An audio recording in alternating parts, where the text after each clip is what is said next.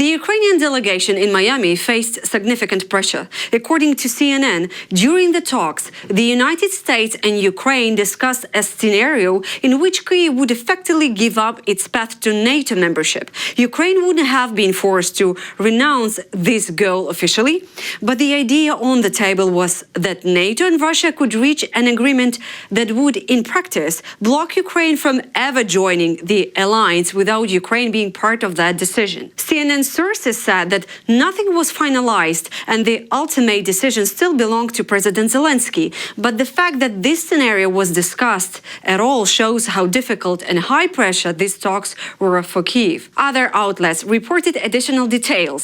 The Wall Street Journal wrote that negotiators also discussed future elections in Ukraine and even the possibility of territorial concessions.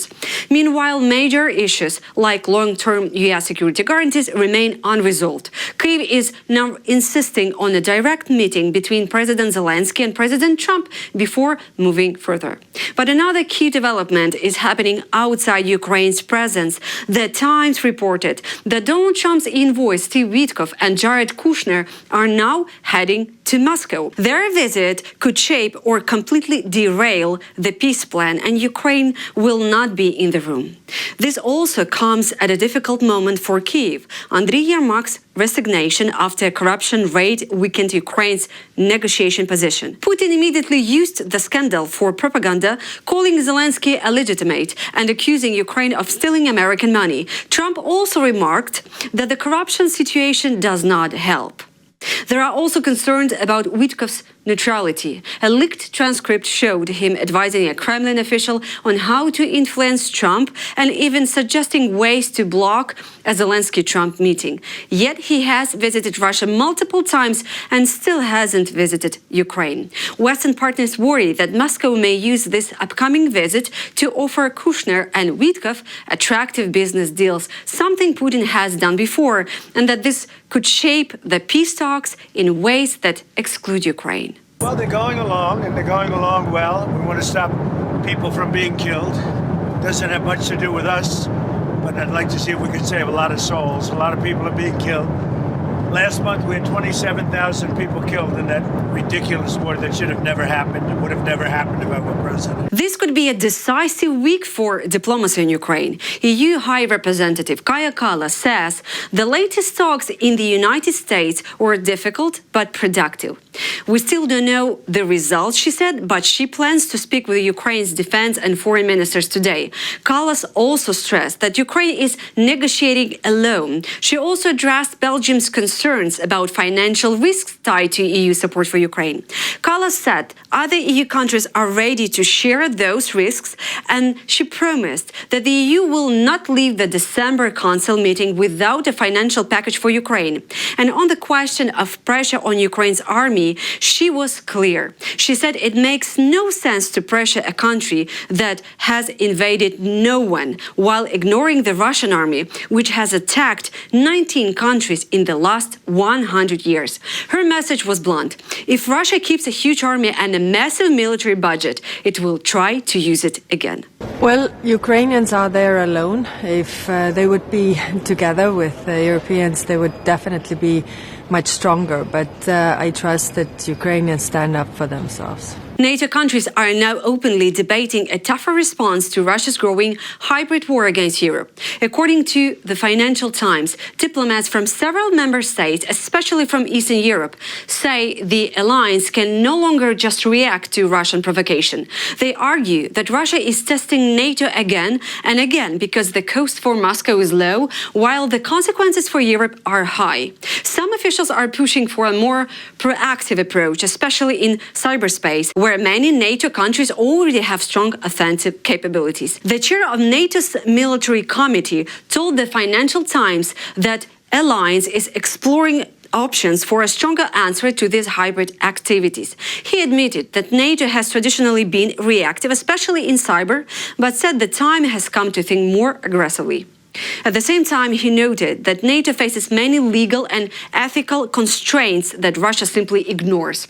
This makes the challenge more complex, even if the alliance is not in a losing position. Dragone pointed to the Baltic Watch mission created after a series of suspicious incidents involving undersea infrastructure in the Baltic region. Since that mission began, there have been no attacks, a sign, he says, that deterrence can work. But concerns grew after a Finnish court closed the case against the crew of a Russian-linked tanker accused of damaging underwater cables. Finnish officials themselves acknowledged that such decisions risk sending the wrong signal, that Russian ships can carry out similar operations without consequences. Meanwhile, hybrid pressure from Russia and Belarus continues to rise across Europe.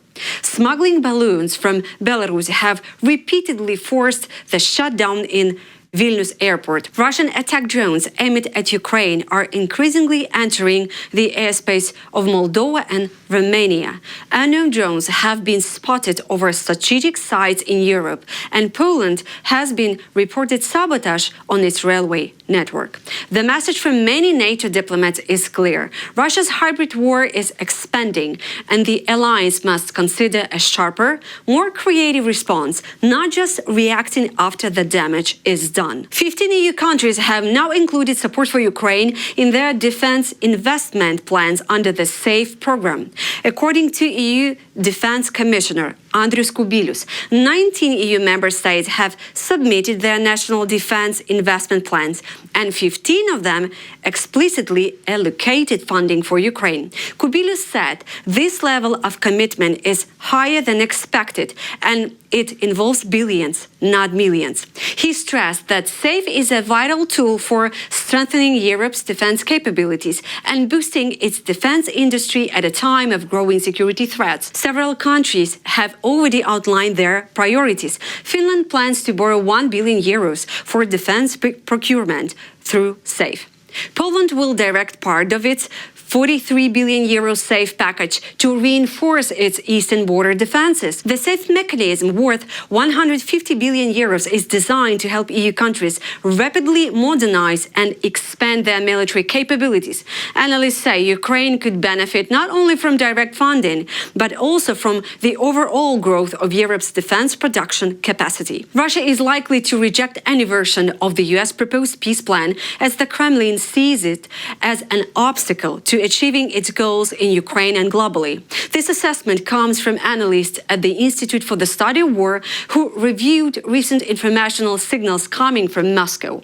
On November 30, a prominent Russian military blogger, propagandist, said that Vladimir Putin has made it clear he intends to achieve Russia's objectives through military means. According to him, all peace negotiations after the Istanbul talks in 2022 are now meaningless, and Russia's participation in any future talks will depend solely on its battlefield progress. He also claimed that US President Donald Trump's effort to push for a ceasefire do not benefit Russia. A ceasefire, he argued, would force Moscow to cancel the mobilization decree of September 2022, reducing the size of Russia's armed forces and weakening its officer corps.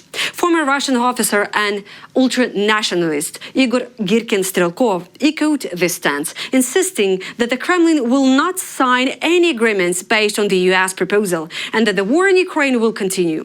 Girkin argued that Russia will not accept any mechanism that labels it as the aggressor or allows the US to impose automatic sanctions in case of violation. He said a peace deal is disadvantageous for Russia because it would force Moscow to give up claims to illegally annex Ukrainian territories, abandon strategically important offensive positions in Sumy, Kharkiv, and Dnipropetrovsk regions, give Ukrainian forces time to rest and rebuild, sharply reduce Russian combat readiness, and even create a strategic rupture between Russia and China. An analyst from Russia Today also stated that Moscow does not take the US peace proposal seriously and does not expect the plan to work. He added that Russia only pretends to accept the US as a mediator, while ultimately seeking an outcome that guarantees a Russian victory on the battlefield. Russia Today hinted that Russia is unlikely to make further concessions because the Kremlin already believes it has won the war in Ukraine. Institute for the Study of War notes that Russian officials and ultra-nationalists have consistently rejected the 28-point peace plan and every subsequent iteration since it first appeared in mid-November 2025. According to the Institute of the Study of War, the reason is simple. The plan does not meet Russia's absolutist military demands. That's all for now. For more content, please subscribe.